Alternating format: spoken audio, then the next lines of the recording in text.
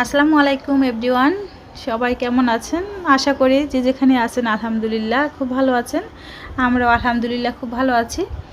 তো দেখতেই পাচ্ছেন আবহাওয়াটা কিন্তু খুবই খারাপ। তো সারা রাত্রে তো বৃষ্টি হয়েছে, আজকে আবহাওয়াটা আরও মনে হচ্ছে খারাপ হবে। তো সকালে উঠে দেখতেছি ছিটে ছিটে পড়তেছে।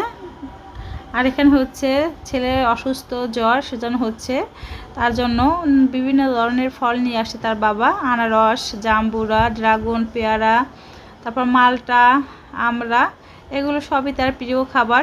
সেজন্য হচ্ছে অল্প অল্প করে নিয়ে আসলো তার বাবা। দেশি মালটাগুলো খুবই পছন্দ করে, মিষ্টি লাগে তো এর জন্য হচ্ছে পছন্দ করে। টকটক মিষ্টি মিষ্টি খেতে ভালোবাসে আমার ছেলে, টকটা খেতে খুব ভালোবাসে। আর এখানে হচ্ছে সকালে নাস্তা বানালাম, ডিম টোস্ট করে দিলাম সবাইকে, সবাই খেয়ে নেব। আর চা, এগুলো আজকে খেয়ে নেব। ছেলে তো কিছুই খেতে চাচ্ছে না, সেজন্য হচ্ছে একটু ভিন্ন ধরনের নাস্তা তৈরি করে দিলাম আজকে। এভাবে হচ্ছে এক এক দিন এক এক রকমের নাস্তা তৈরি করি। না,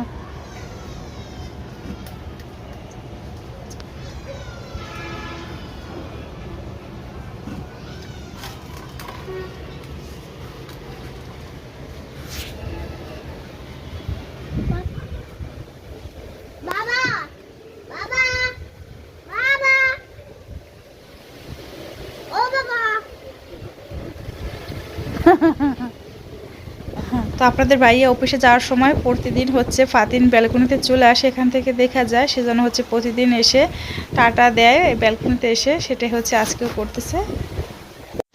এখানে হচ্ছে আপনাদের ভাইয়া সকালে নাস্তা খেয়ে তো অফিসে চলে গেছে। ছেলে হচ্ছে গরু গোশ খাবে, বাসায়ও নেই। তো সে হচ্ছে অফিসে অ্যাটেন্ড করে তারপর এক ফাঁকে হচ্ছে গরু গোশ কিনে দিয়ে গেল। এখন বাজে প্রায় 11টার মতন, এখানে 1.5 কেজির মতন হবে। তো কিছুটা রান্না করবো, কিছুটা ফ্রিজে তুলে রাখবো। তো এটা এখন কেটে কুটে পরিষ্কার করে রান্নার প্রস্তুতিতে চলে যাব, কারণ ছেলে ভাত খাচ্ছে না। এটা রান্না করে ওকে ভাত দিতে হবে। ও কি করো?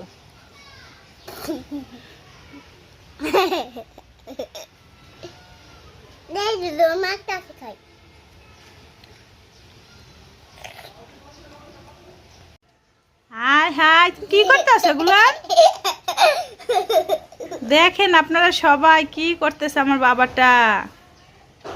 আমার বাবাটার জন্য সবাই দোয়া করবেন। তোমার না জ্বর?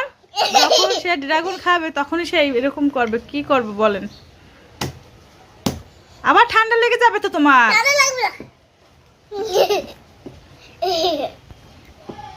কি করতেছে দেখেন।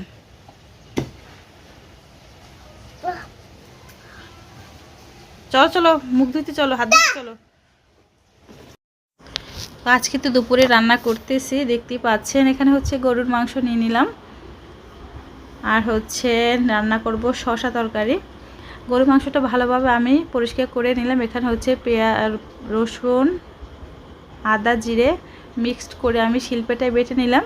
তারপর হচ্ছে শুকনো যে মশলা, গরম মশলা, ওটা হচ্ছে পেঁয়াজের পেস্তার ভিতর দিয়ে দেব।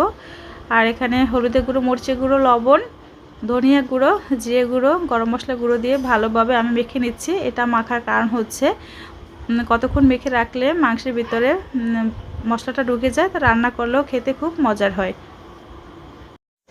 এখানে হচ্ছে কিছু পরিমাণে পেঁয়াজ দিয়ে দিলাম, তার সাথে হচ্ছে অ্যাড করলাম তেজপাতা, দারচিনি, লবঙ্গ, এক কথায় গরম মশলা বলতে পারেন, গোটা গরম মশলা।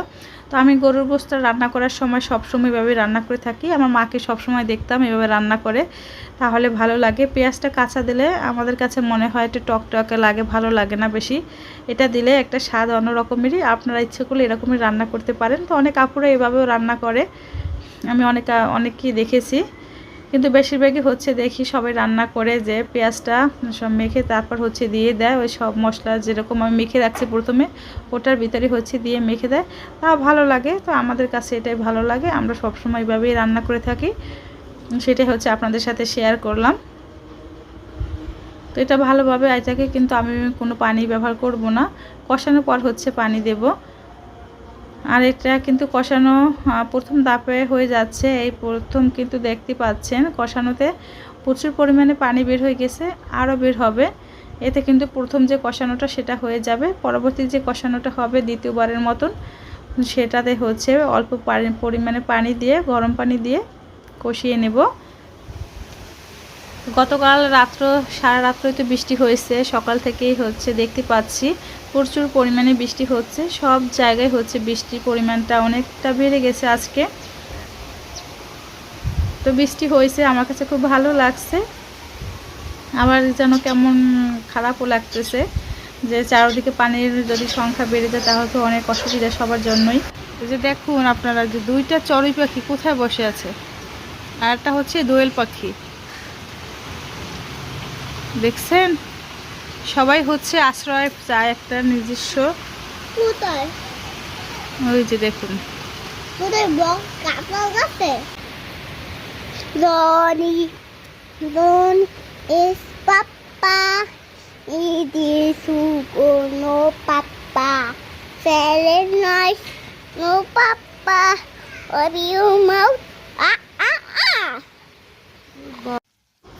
আজকে সবজি রান্না করতেছি শসা।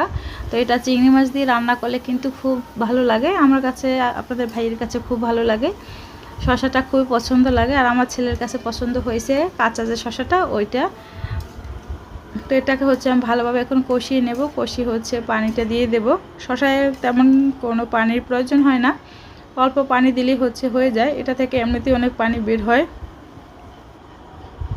আর এখানে কিন্তু ফাইনালি আমার মাংসটা কষানো দ্বিতীয়বারের মতন হয়ে গেছে। এখন হচ্ছে মাংসের ভিতর কিছু আলু দেব, ফাতিম পছন্দ করে। আলুটা দিয়ে ভালোভাবে আর একটু কষিয়ে ঝোলের যে পানিটা ফাইনালি সেটা অল্প করে দিয়ে দেব, তাহলে হচ্ছে গোশ রান্নাটা হয়ে যাবে।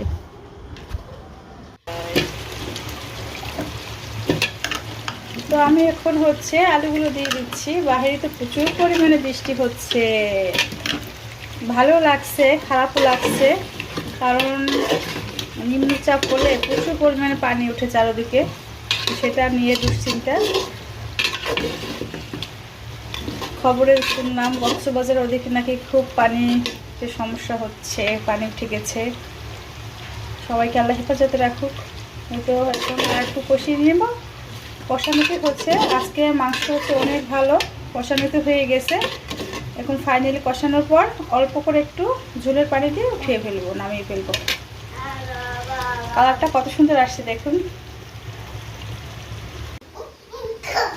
খাবো খাবো, সে তো গোশ দিয়ে ভাত খাবে, খাওয়ার জন্য পাগল হয়ে গেছে।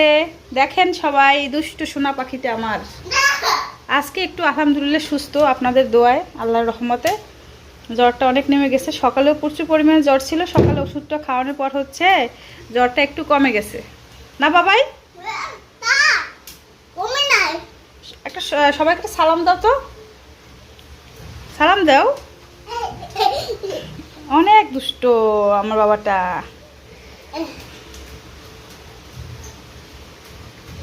সে প্রচুর পরিমাণে নাচতে পারে।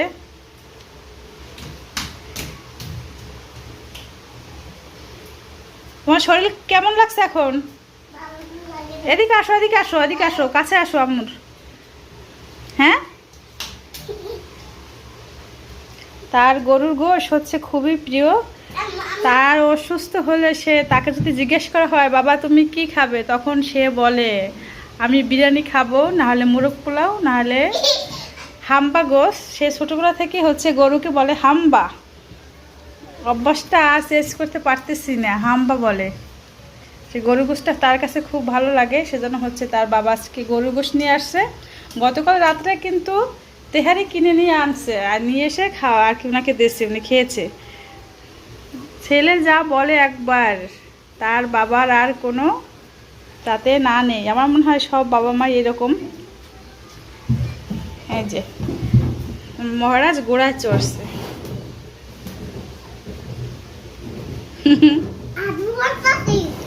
গোড়াকে আদর করতেছো? ওরকম তাকাইছো কেন? ওরকম তাকাতে হয় না, সবাইকে টাটা দিয়ে দাও। হ্যাঁ, ওই দেখেন উঠছে, কই পড়ে যাবা কিন্তু।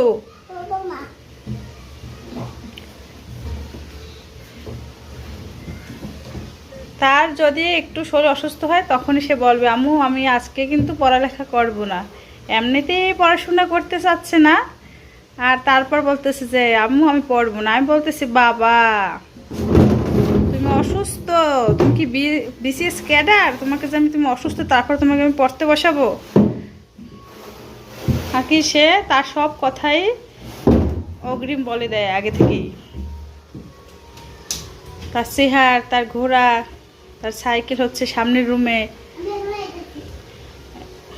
এই যে অন্ধকার বাসার ভিতর, এই যে তার গাড়ি, এগুলো নিয়েই থাকি মার ছেলে সারাদিন। আমাদের জন্য সবাই দোয়া করবেন। চেয়ার উপাসের রুমে। তো আমাকে ওকে হচ্ছে সঙ্গ দিতে হয়, মা ছেলে দুজন একা একা তো বাসায় থাকে, এর জন্য হচ্ছে